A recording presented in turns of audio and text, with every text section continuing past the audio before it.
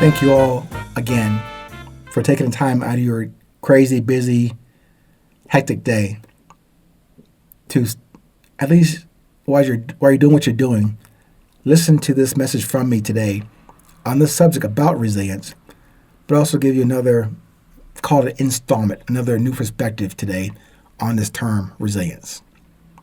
I think yesterday I talked about producing from your presence. So maybe I'll build upon that discussion yesterday and with the title, Do Not Ever Mass Produce. That means in this discussion today, I want you to think about and weigh the value of when you're going to produce something at all. Is it organic or is it prepackaged? Does what you produce today, this moment, have nutritional value, or does it provide only empty calories and or fat? Are you looking for instant gratification, or are you looking for sustainable truth and process? Is what you're doing original, or what you're doing today, this moment, applying a cut and paste policy? Are you looking for temporary fascination or permanent, sustainable relief? Are you thinking right now, or are you observing what I'm sharing with you today? I know there's a lot of questions I'm asking at the beginning of this conversation today, but let me continue. Are we talking about originality in your presence, or just status quo because? Do you want to control and monetize what you do, or do you want to do the work and do your passion irrespective of the motive? Are you personally unique, or are you normalized under control? And are you under the impression, the influence, the comfort of mass-produced convenience? I know those are a lot of answers. There's a lot of questions I present to you in this episode and probably the previous hundreds of episodes. And again, as usual, I do not have any answer for you in those questions I put in front of you today. Well, actually, I do have an answer, but my perspective on those questions are not really answers. But it does provide you with my intention to change your perspective on this and every present moment you're aware of. When you are conscious, aware of your individuality in your purpose and in your message, you produce first as an individual, and then to provide and protect specifically that value that cannot be mass produced. That's what I'm talking about, why I made a statement about do not ever mass produce who and what you are. First of all, you cannot. There's only one you. There's only one me.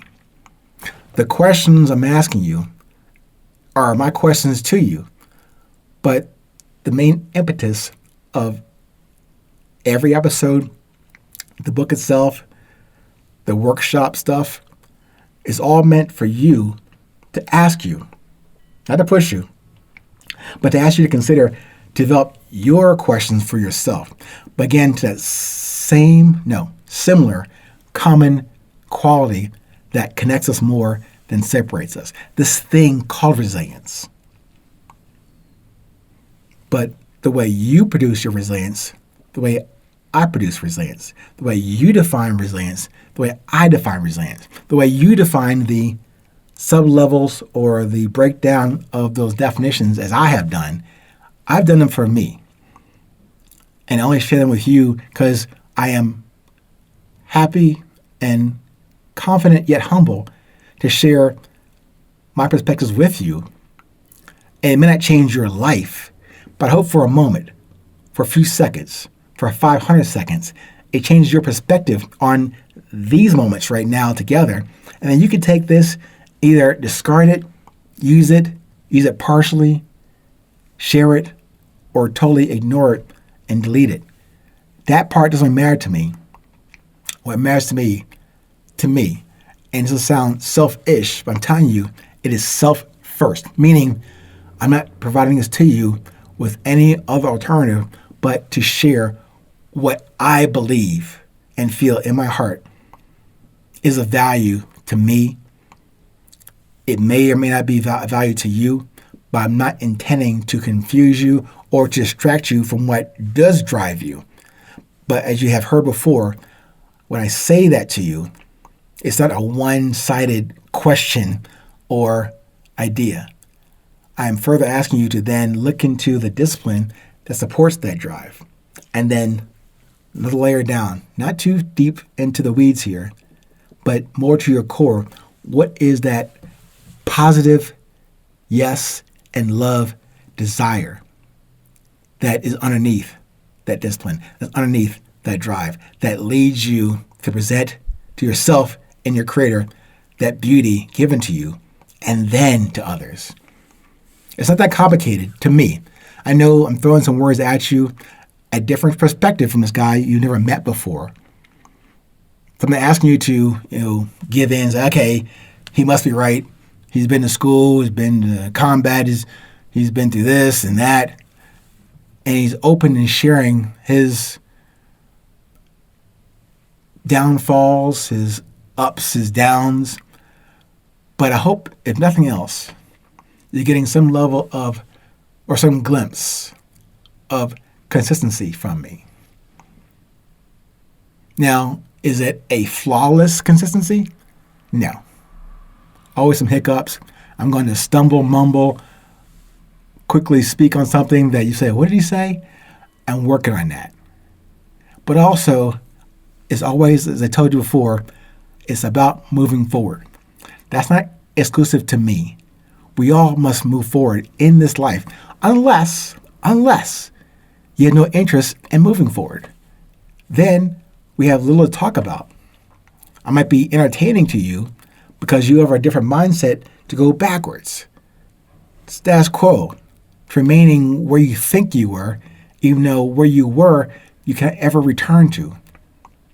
I'm just offering you a perspective.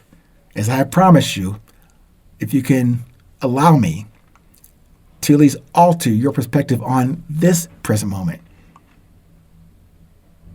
I am saying we only have this present moment. We don't know what's going to be next. People talk about tomorrow or the future. I like the idea, the concept. However, it has limited substance to it to me. We can only affect and put our attention to this moment right here, right now. Let's focus there. You can't mass produce this moment. Every moment is new. Every moment is now. This is all we have. Do it, produce it originally, with sincerity, with clarity. Be genuine, be curious, but also stay present, stay current. And do remember, please, no matter where you are in this world, it is always 820.